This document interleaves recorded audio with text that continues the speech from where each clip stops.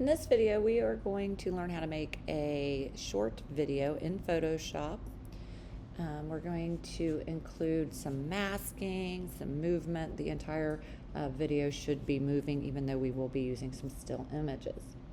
First thing I want to do is I want you to open up this assignment 6 Iceland add.psd. Notice down here we have multiple frames and layers in our timeline. If you do not see your timeline, make sure you go up to Window and Workspace. You can do one of two things. You can make sure you're on the motion, which I am on the motion, or if you prefer to stay on your essentials, you can just simply turn on the timeline. Once you get in here, make sure you realize down here in the lower left-hand corner, you might be zoomed in really far.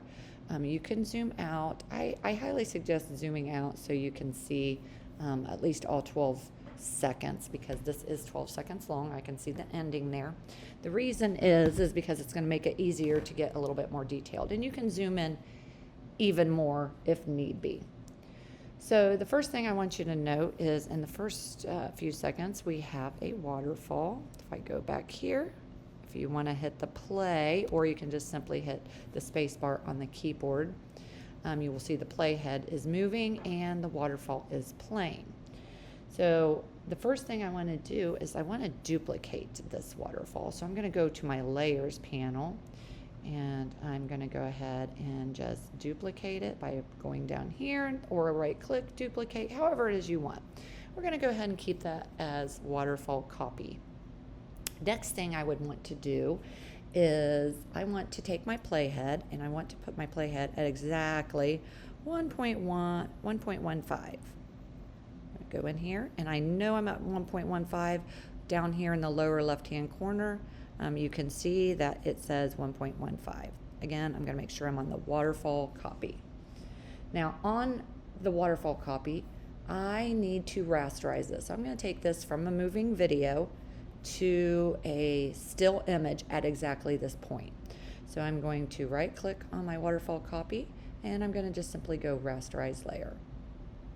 Now if I play this, I do want you to realize nothing's going to happen because this waterfall copy is a still image. Okay, what's below it is, if I hide this copy for a minute, this one does move. Okay, so the actual waterfall does move. It's just the waterfall copy does not. That is an image.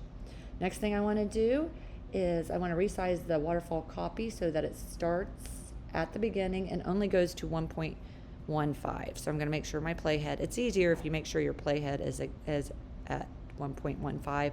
That way, when you resize by clicking on the right hand side, and I'm going to drag it over, and I'm just going to let it snap. It should snap to the playhead. So that is now 1.15. So what should be happening is it's going to start off still, and then it's going to go into movement. Okay, so we're going to go from a still image to a moving image. We also want to trim the waterfall video so that it begins at 1.15. Okay, is it really necessary since it's under it? Probably not, but we're going to go ahead and do it anyhow.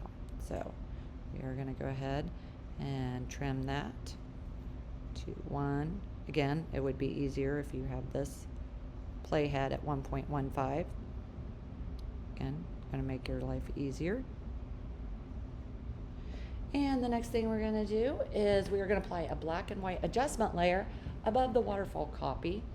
Okay, so we are going to go to waterfall copy, and we are going to go over here and do a black and white adjustment layer. Black and white. And it's going to go all the way over here. Obviously, we do not want to do that. We want it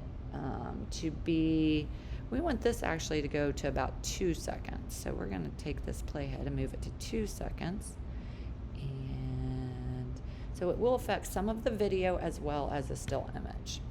So if I go in here, we have a black and white copy, and then abruptly goes to a color copy. So we do want to make it so that it does gradually go into full color. So we are going to open up our black and white adjustment layer. And we are going to go in here to opacity.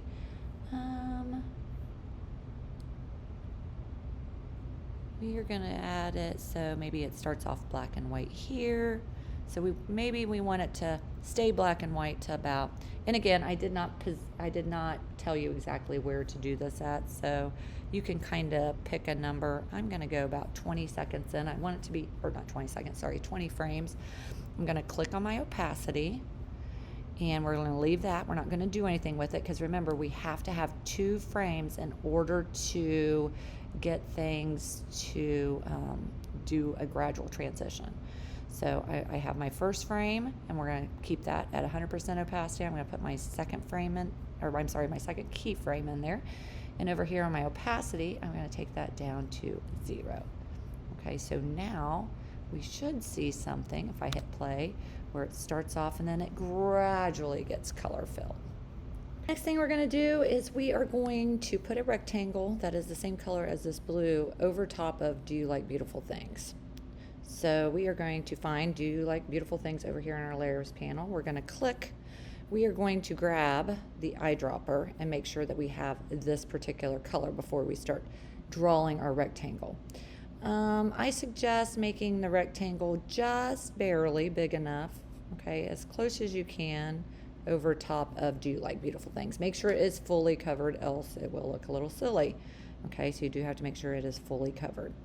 Okay, the next thing I'm going to do with this is I'm going to call this mask because we are going to apply a mask and we are going to move that mask only in order to reveal the words. So once we call it mask, I do need to select the actual rectangle with a selection. So remember, the easiest way to select an entire layer is to hold your command key or control key on a Windows down and click on the thumbnail. Once that has been selected, I can see that it is selected. I'm going to go down here and I'm going to apply my mask. Next thing I need to do, because I am going to move only the mask. So in order to do that, I am going to unlink these two. Okay, so I'm going to, over here in the layers panel, we have our rectangle and then we have the mask. And then we have this little link and unlink. We are going to unlink them. We are going to make sure the mask is selected. Now we're going to go over here into the timeline and we're going to open up our mask layer in the timeline. I'm going to move this up a little bit so you can see. And notice down here we have something that says layer mask position. So we are actually going to start at the, let's see, actually let me make sure I'm looking at this right. We're going to put a keyframe at 1. So, or 0 down here. By the way, if you need to get to a specific frame, you can double click on this and you can like set a current frame. So if I wanted to get to 1.15, I can actually type in 1.15 and it'll take me to 1.15. Okay, just an FYI. So I'm going to start here. In the layer mask position, I am going to put in a keyframe. Then I'm going to go over here to 1.15 and I am going to actually move this downward.